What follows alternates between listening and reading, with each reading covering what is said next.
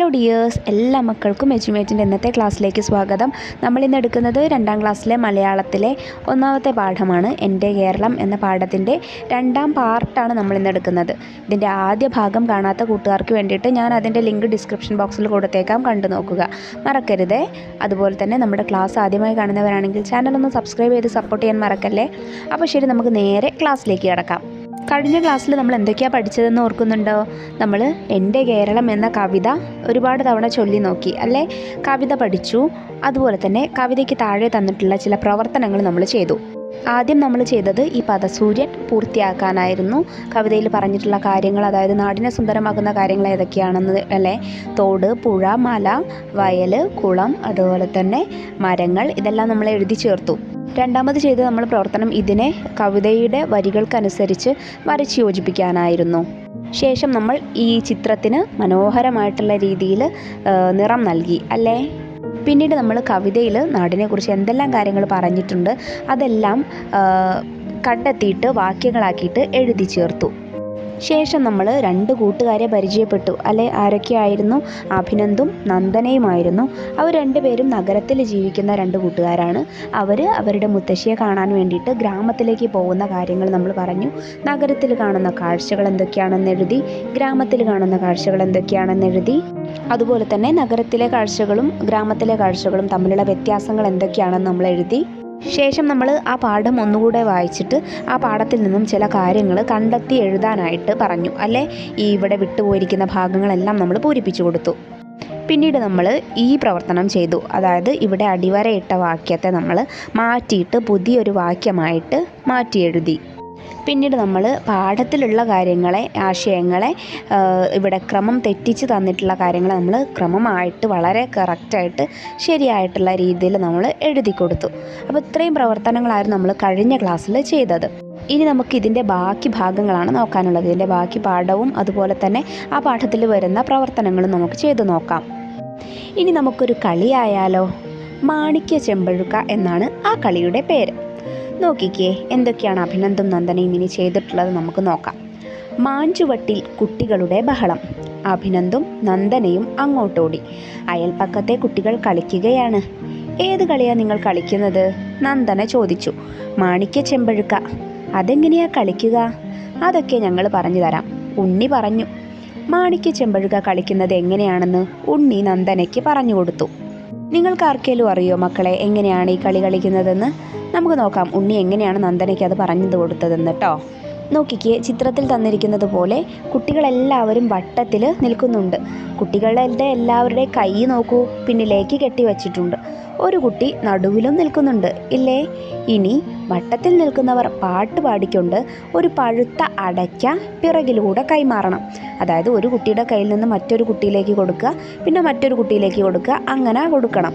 ഈ അടയ്ക്ക കൈമാറുന്നതോ നടുവിൽ നിൽക്കുന്ന കുട്ടി കാണാനും പാടില്ല. അപ്പം അങ്ങനെയാണ് കളി തുടരേണ്ടത്.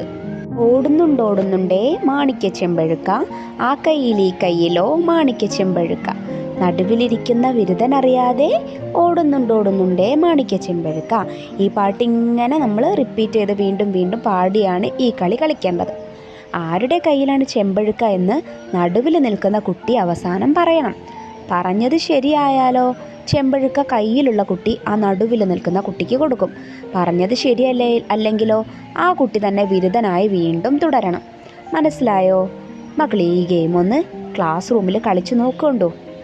ഇനി നമുക്ക് ഇതിൽ തന്നിട്ടുള്ള പ്രവർത്തനങ്ങൾ ചെയ്തു നോക്കാം. എത്ര കളികളുടെ പേരറിയാം? നിങ്ങൾക്കറിയാവുന്ന കളികളുടെ പേരെഴുതൂ. മക്കൾ ഒരുപാട് കളികൾ കളിക്കാറില്ലേ? ആ കളികളുടെ പേരൊന്ന് എഴുതി നോക്കൂ. ഒളിച്ചുകളി, കണ്ണുപൊത്തിക്കളി, തൊട്ടുകളി, കുട്ടിയും കോലും, പന്തുകളി, ഏണിയും പാമ്പും, ഇങ്ങനെ ഒരുപാട് കളികൾ നമ്മൾ കളിക്കാറുണ്ട് അല്ലേ? ഇനി നമ്മൾ എഴുതിയ കളികളിൽ ഉപകരണങ്ങൾ വേണ്ട കളികൾ ഏതാണ്, ഉപകരണങ്ങൾ വേണ്ടാത്ത കളികൾ ഏതാണ് എന്നാണ് നമുക്കിനി തരംതിരിച്ചെഴുതാനുള്ളത്. നോക്കിക്കുക, നമുക്കിവിടെ ഒരു ബോക്സ് തന്നിട്ടുണ്ട്. അതിൽ ആദ്യത്തേത് ഉപകരണങ്ങൾ വേണ്ട കളികൾ ഏതൊക്കെയാണ്? പന്ത് കളിക്ക് ഉപകരണം വേണം അല്ലേ? പന്തില്ലാതെ നമുക്ക് പന്ത് കളി കളിക്കാൻ പറ്റുമോ? ഇല്ല. അപ്പോൾ പന്ത് കളിക്ക് ഉപകരണം വേണം. അതുപോലെ ഏണിയും പാമ്പും, അതിനും ഉപകരണം വേണം അല്ലേ? അപ്പോൾ ഏണിയും പാമ്പും അതിനും ഉപകരണം വേണം. അതുപോലെ തന്നെ കുട്ടിയും കോലും കളിക്കാനും ഉപകരണം വേണം. അപ്പോൾ ഈ 3 നമുക്ക് ഈ കോളത്തിൽ എഴുതി ചേർക്കാം. ഇനി രണ്ടാമത്തെ നോക്കൂ, ഉപകരണങ്ങൾ വേണ്ടാത്ത കളികൾ ഏതൊക്കെയാണ്? ഒളിച്ചു കളിക്ക് ഉപകരണം വേണ്ട, കണ്ണുപൊത്തി കളിക്ക് ഉപകരണം വേണ്ട, അതുപോലെ തന്നെ തൊട്ട് കളിക്കും ഉപകരണങ്ങളൊന്നും വേണ്ട. അടുത്ത ചോദ്യം നോക്കൂ, ഈ കളികളിൽ 2 പേർ മാത്രം കളിക്കുന്നവ ഏതൊക്കെ? സംഘമായി കളിക്കുന്നവയോ? നമ്മൾ എഴുതിയ ഈ കളികളെല്ലാം തന്നെ നമുക്ക് 2 പേർ മാത്രം വെച്ചും കളിക്കാവുന്നതാണ്, അതുപോലെ തന്നെ സംഘമായിട്ടും കളിക്കാവുന്നതാണ്. എനിക്കിഷ്ടപ്പെട്ട കളി. നിങ്ങൾക്ക് ഇഷ്ടപ്പെട്ട ഒരു കളിയെക്കുറിച്ച് വിവരണം എഴുതൂ. മക്കൾക്ക് ഇഷ്ടപ്പെട്ട ഏതെങ്കിലും ഒരു കളിയെക്കുറിച്ച് എഴുതിയാൽ മതി കേട്ടോ. ഞാനിവിടെ എഴുതുന്നത് ഒളിച്ചുകളിയെക്കുറിച്ചാണ്. ഒളിച്ചുകളി വളരെ പ്രശസ്തമായ ഒരു നാടൻ കളിയാണ് ഒളിച്ചുകളി. പതുങ്ങിക്കളി, സാറ്റുകളി തുടങ്ങി പല പേരുകളിലും ഇതറിയപ്പെടുന്നുണ്ട്. ചുരുങ്ങിയത് 2 പേരായോ അല്ലെങ്കിൽ ഒരു കൂട്ടം ആളുകളായോ ഈ കളിയിൽ നമുക്ക് പങ്കാളികളാകാവുന്നതാണ്. ഒരാൾ എണ്ണുന്ന സമയത്ത് മറ്റുള്ളവർ ഒളിച്ചു നിൽക്കണം. എണ്ണാൻ ആളിനെ തിരഞ്ഞെടുക്കുന്നതിന് മുൻപ് ചില നിയമങ്ങൾ. കളിയിൽ പങ്കാളിയാകുന്നവർ വട്ടത്തിൽ നിന്ന് 1 മുതൽ 10 വരെ നമ്പർ എടുത്ത ശേഷമാണ് എണ്ണാനുള്ള ആളെ തിരഞ്ഞെടുക്കുന്നത്. ആദ്യം 10 ആകുന്നയാൾ എണ്ണണം. എണ്ണാൻ ചുമതലപ്പെട്ടവർ ഒരു നിശ്ചിത സ്ഥാനത്ത് നിന്ന്, അതായത് ഒരു തൂണിലോ അല്ലെങ്കിൽ മരത്തിലോ നിന്ന് കണ്ണടച്ച് 1 മുതൽ എത്ര ആളുകളുണ്ടോ അതിനനുസരിച്ച് 50ഓ 100ഓ വരെ എണ്ണണം. ഈ സമയത്തിനുള്ളിൽ മറ്റുള്ളവരെല്ലാവരും ഒളിച്ചിരിക്കണം. നിശ്ചിത സംഖ്യ എണ്ണിക്കഴിഞ്ഞ ശേഷം സാറ്റ് പറഞ്ഞു കണ്ണു തുറക്കുക. എണ്ണിയയാൾ ഒളിച്ചിരിക്കുന്നവരെ കണ്ടെത്താൻ ശ്രമിക്കണം. ഈ സമയം എണ്ണുന്നയാൾ കാണാതെ മറ്റുള്ളവർ പമ്മി എണ്ണിയ തൂണിൽ വെച്ച് തൊട്ട് സാറ്റടിക്കണം. ഇങ്ങനെ സാറ്റടിച്ചാൽ എണ്ണുന്നയാൾക്ക് ആരെയും കണ്ടുപിടിക്കാനായില്ലെങ്കിൽ അയാൾ വീണ്ടും എണ്ണണം. അതല്ല, അയാൾ ആരെയെങ്കിലും കണ്ടുപിടിച്ച് സാറ്റടിക്കുകയാണെങ്കിൽ ആ കണ്ടുപിടിക്കപ്പെട്ടയാളാണ് അടുത്തതായി എണ്ണേണ്ടത്. നമ്മുടെ കുളം. അച്ഛാ അതാ ഒരു ജാഥ. മാഞ്ചുവട്ടിൽ കളിച്ചുകൊണ്ടിരുന്ന നന്ദന ഓടി വന്ന് പറഞ്ഞു. പാടവരമ്പിലൂടെ വരിവരിയായി ആളുകൾ നടന്നു വരുന്നു. നുസ്രത്തെ, നിന്റെ ഉപ്പയല്ലേ മുന്നിലുള്ളത്? ഉപ്പ ഇന്ന് തയ്യൽക്കട തുറന്നിട്ടില്ലേ? സഞ്ജു ചോദിച്ചു. എല്ലാവരും വട്ടിയും കുട്ടയുമായി എങ്ങോട്ടാ? വേലിക്കരികിൽ നിന്ന് നന്ദനയുടെ അച്ഛൻ ചോദിച്ചു. അല്ല രാജു, നീ എപ്പോഴാ നാട്ടിൽ വന്നത്? നീ വരുന്നോ? ഞങ്ങൾ പാടത്തെ കുളം വൃത്തിയാക്കാൻ പോവുകയാ, ഗോവിന്ദേട്ടൻ പറഞ്ഞു. ഞാനും വരാം.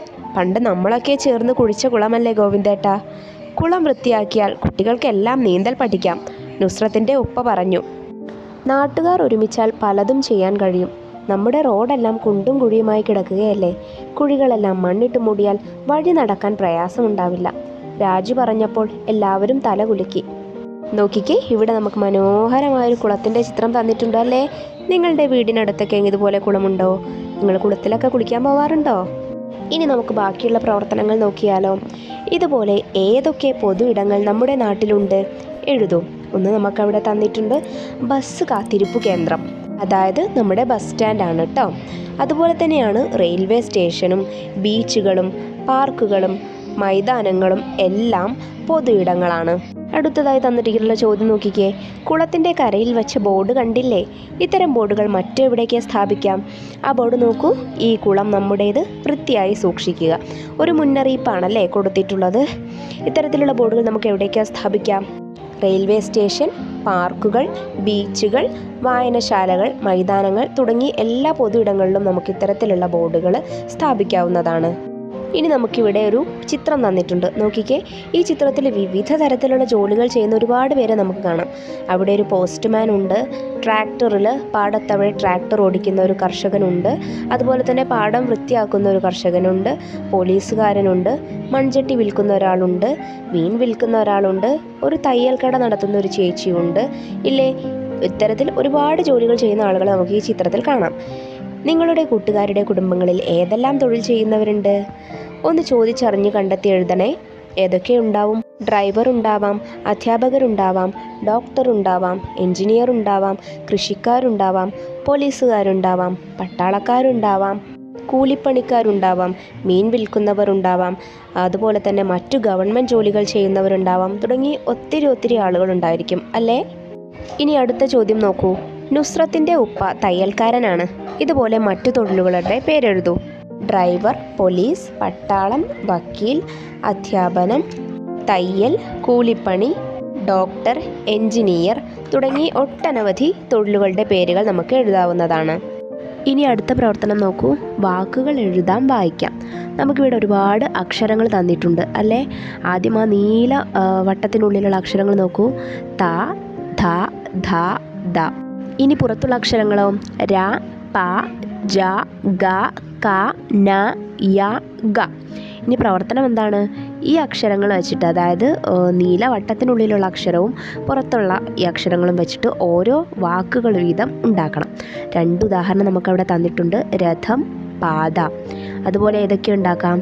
ജാഥ, ഗാഥ, ഗദ, കഥ, നിധി, ധനം, പദ, ദയ.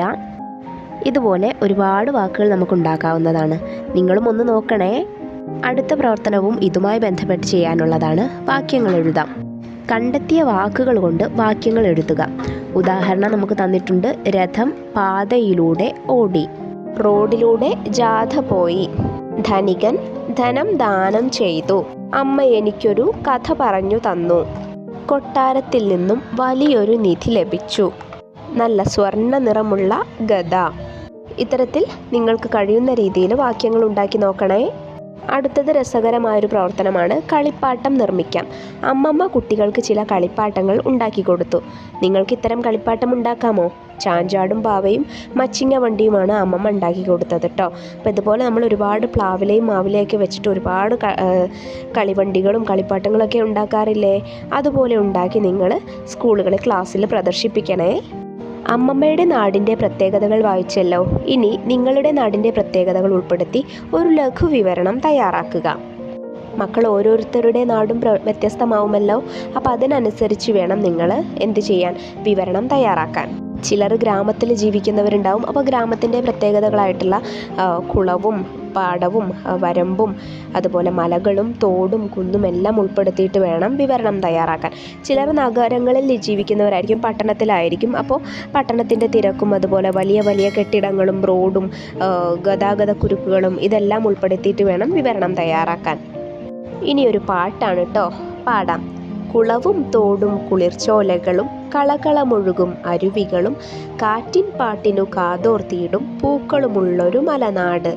കാടും മേടും കതിരണി വയലും അണിയണി നിൽക്കും തെങ്ങുകളും പക്ഷികൾ പാടും പൂന്തോപ്പുകളും എത്ര മനോഹരമെന്നാട്. ഒന്നുകൂടെ പാടി നോക്കൂ. കുളവും തോടും കുളിർച്ചോലകളും കളകളമൊഴുകും അരുവികളും കാറ്റിൻ പാട്ടിനു കാതോർത്തിയിടും പൂക്കളുമുള്ളൊരു മലനാട്. കാടും മേടും കതിരണി വയലും അണിയണി നിൽക്കും തെങ്ങുകളും പക്ഷികൾ പാടും പൂന്തോപ്പുകളും എത്ര മനോഹരമെന്നാട്. ഇനി ഇതുമായി ബന്ധപ്പെട്ടിട്ടുള്ള ചോദ്യങ്ങൾ നോക്കാം. പറയാം, എഴുതാം. മലനാടിൻ്റെ എന്തൊക്കെ പ്രത്യേകതകളാണ് കവിതയിൽ പറഞ്ഞിരിക്കുന്നത്? കുളവും തോടും ചോലകളും അരുവികളും എല്ലാമുള്ള നാടാണ് എൻ്റെ മലനാട്. കാറ്റിൻ്റെ പാട്ടിന് കാതോർക്കുന്ന മനോഹരമായ പൂക്കളുള്ള നാടാണ് എൻ്റെ മലനാട്. കാടും മേടും വയലും തെങ്ങുകളും പക്ഷികളും പൂന്തോപ്പുകളുമുള്ള എൻ്റെ നാട് വളരെയധികം മനോഹരമാണ്. എഴുതാം. കുളവും തോടും കാടും മേടും.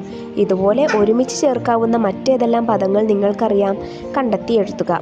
ഞാനും നീയും, അവനും അവളും, രാവും പകലും, മഴയും വെയിലും, തലങ്ങും വിലങ്ങും. ഇത്തരത്തിൽ ഒരുപാട് പദങ്ങൾ നമുക്ക് കൂട്ടിച്ചേർക്കാവുന്നതാണ്. അടുത്ത ചോദ്യം, പറയാം, എഴുതാം. ഈ കവിതയ്ക്ക് ഒരു തലക്കെട്ട് നൽകൂ. മക്കൾ പറഞ്ഞേ, നിങ്ങൾ ഈ കവിത വായിച്ചിട്ട് ഇതിന് ഏറ്റവും അനുയോജ്യമായി തോന്നുന്ന തലക്കെട്ട് ഏതാണ് നിങ്ങൾക്ക്? ഞാൻ എഴുതുന്നത് എൻ്റെ മനോഹര നാട് എന്നാണ് കേട്ടോ. അടുത്ത ചോദ്യം, കവിതയുടെ ആശയം സ്വന്തം വാക്യങ്ങളിൽ പറയൂ, എഴുതൂ. കുളവും തോടും ചോലകളും കളകളമൊഴുകുന്ന അരുവികളും എല്ലാം നിറഞ്ഞതാണ് എൻ്റെ മലനാട്. കാറ്റിൻ്റെ പാട്ടിന് കാതോർക്കുന്ന മനോഹരമായ പൂക്കളുള്ള നാടാണ് എൻ്റെ നാട്. കാടും മേടും കതിരണി വയലുകളും തെങ്ങുകളും പക്ഷികളും പൂന്തോപ്പുകളുമുള്ള എൻ്റെ മലനാട് വളരെയധികം മനോഹരമാണ്. ഇതിലെ അവസാനത്തെ ചോദ്യം നോക്കൂ. വീട് നിർമ്മാണവുമായി ബന്ധപ്പെട്ട തൊഴിലുകൾ ഏതൊക്കെ? വീടിൻ്റെ ചിത്രവുമായി വരച്ച് യോജിപ്പിക്കൂ. നമുക്ക് തന്നിട്ടുള്ളത് എന്തൊക്കെയാ നോക്കൂ. തയ്യൽ, പോലീസ്, പെയിൻറ്റിങ്, എൻജിനീയറിംഗ്, അധ്യാപനം, മരപ്പണി, വയറിംഗ്, വാർപ്പുപണി. ഇതിൽ വീടുപണിയുമായി ബന്ധപ്പെട്ട കാര്യങ്ങൾ ഏതൊക്കെയാണ്? ആദ്യം എൻജിനീയറിംഗ് ആണ് അല്ലേ? നമ്മൾ വീടിൻ്റെ പ്ലാനുകളൊക്കെ വരയ്ക്കണം. പിന്നെ അതിനുശേഷം എന്തൊക്കെയാണ് വേണം? വാർപ്പുപണി വേണം അല്ലേ? വീട് വാർക്കുവോളം വാർപ്പുപണി വേണം. പിന്നെ തീർച്ചയായും നമ്മുടെ വീട്ടിൽ ലൈറ്റും ഫാനും ഫ്രിഡ്ജും വാഷിംഗ് മെഷീനും എല്ലാം ഉണ്ടാവും. അപ്പോൾ അതിന് വേണ്ടിയിട്ട് നമുക്ക് വയറിങ് ചെയ്യണം വേണ്ടേ? പിന്നെ അതുപോലെ ഫർണിച്ചറുകളും അലമാരകളും മറ്റും ഉണ്ടാക്കണമെങ്കിൽ നമുക്ക് മരപ്പണിയും ആവശ്യമാണ്. പിന്നെ വീട് സുന്ദരമാക്കാൻ പെയിൻ്റ് അടിക്കണ്ടേ? അപ്പോൾ പെയിൻറ്റിങ്ങും വേണം. അങ്ങനെ എൻജിനീയറിംഗ്, പെയിൻറ്റിങ്, വാർപ്പ് പണി, വയറിങ്, മരപ്പണി ഇത്രയുമാണ് വരച്ച് യോജിപ്പിക്കേണ്ടത്. അപ്പോൾ ഇന്നത്തെ ക്ലാസ് മക്കൾക്ക് എല്ലാവർക്കും ഇഷ്ടമായോ? ഇന്ന് ചെയ്ത പ്രവർത്തനങ്ങളൊക്കെ എല്ലാവർക്കും മനസ്സിലായോ? അപ്പോൾ ഈ ക്ലാസ്സോടെ മലയാളത്തിലെ ആദ്യത്തെ പാഠമായ എൻ്റെ കേരളം നമ്മൾ അവസാനിപ്പിക്കുകയാണ് കേട്ടോ. ഇനി അടുത്ത ദിവസം മറ്റു ക്ലാസ്സുമായിട്ട് നമുക്ക് കാണാം. ക്ലാസ് ഇഷ്ടമായെങ്കിൽ നിങ്ങൾ കമൻറ്റ് ബോക്സിലൂടെ പറഞ്ഞറിയിക്കാൻ മറക്കരുത്. അതുപോലെ തന്നെ നിങ്ങൾക്കുള്ള സംശയങ്ങളും നിങ്ങൾക്ക് ചോദിക്കാവുന്നതാണ്. നമ്മൾ അപ്ലോഡ് ചെയ്യുന്ന വീഡിയോ കിട്ടുന്നതിന് വേണ്ടിയിട്ട് എന്ത് ചെയ്യുക? ചാനലൊന്ന് സബ്സ്ക്രൈബ് ചെയ്ത് തൊട്ടടുത്ത് കാണുന്ന ബെല്ലൈക്കണിൽ ഓൾ ബട്ടൺ പ്രസ് ചെയ്ത് വെക്കണേ. അടുത്ത ദിവസം വീണ്ടും കാണാം. താങ്ക്